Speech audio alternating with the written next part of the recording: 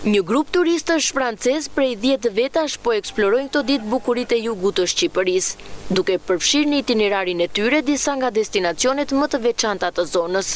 Gjatë udhëtimit ata janë dalur në rrugën e vjetër të Muzinës, për të parë nga afër këtë segment të mbushur me histori dhe për të shijuar qetësinë që ofron natyra përreth.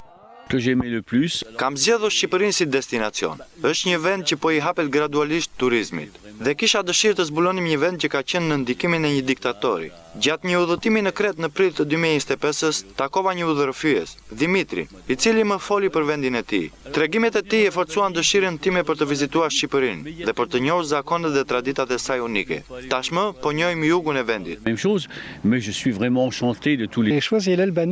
Ajo që më pëlqeu më shumë ishin peizazhet e maleve që ishin vërtet të jashtëzakonshme. Për më tepër, jemi në Vjeshtë, ku ngjyrat janë vërtet të mahnitshme.